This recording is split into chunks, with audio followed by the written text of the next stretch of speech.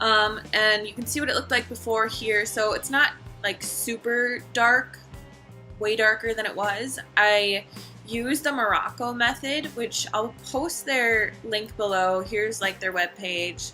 I used the light brown color because I didn't want to do anything too dramatic. So basically the hair color is all henna mixed with indigo, and they mix it a certain way that it doesn't turn out red. I really thought my hair was going to be like totally red, but it's not. So you kind of have to make this yourself. So you're going to need like black tea, you're going to need apple cider vinegar. The kit that you get, it costs $10 for the hair dye, which is really inexpensive, and I didn't even use the whole pack, so I could use it again, which I think is like awesome, but you kind of have to make it yourself. So with mine, I used black tea and I used apple cider vinegar, and I obviously used my own gloves and things like that. So you're going to need a couple things. It comes with instructions, so you can read those, or I will show you how to make it really quickly in this video. So if you would like to see how I naturally colored my hair, please keep watching. So the first thing that you're going to want to do is you're just going to want to make your tea. This is going to be like the base for your hair color. It's going to be what you're going to use to mix it all together. So I just used 2 bags of black tea. It was just like the Twinnings brand or something. So you're just going to want to put 2 cups of filtered, purified, or distilled water on the stove. Add your 2 tea bags and then bring the water to a boil. Bring it back down to a simmer. Let it simmer for 15 minutes. And then once it is cool, we will start mixing it into the actual hair dye. Don't use it when it's hot still. Wait until it's cooled. So you're going to want to measure out how much dye you actually need. There are different amounts on the sheet that they give you. I used 8 tablespoons because my hair is pretty long and thick. So you're just going to want to put that into a clear container or something that's non-metal, like a wooden bowl or a glass bowl.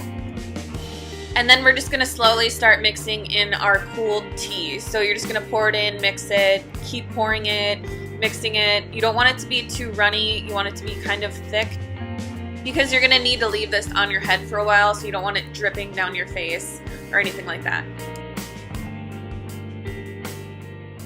So this is about the consistency that you're going to want it to be. It's pretty thick, more like a lotion type consistency.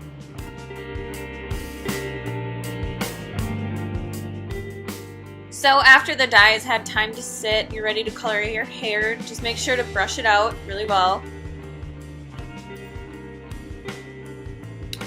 You can put a towel around your neck. I kind of got sick of the towel after a while and just threw it off, but you're going to want to put your gloves on. Make sure that nothing stains your hands. And then your base.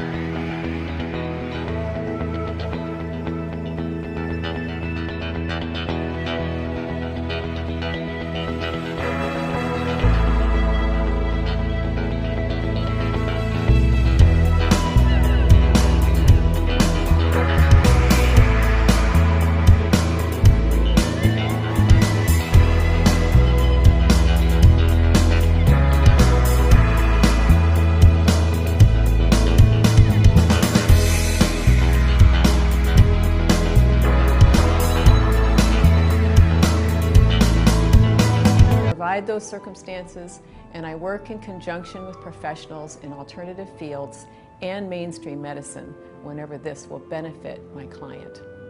I do this by teaching my clients what makes us ill and what makes us well. I give them safe, effective, natural options. They start taking responsibility for their own well-being. I often hear from them, "This makes so much sense." My clients become empowered. I give them hope that their life can improve, and as they make changes, it does. First of all, diet is key to good health. I lay out the ideals, the guidelines, then we talk about how my client can get started. I help them make it doable.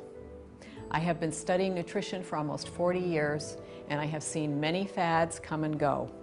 I teach a sound diet, no fads. Eating well makes a big difference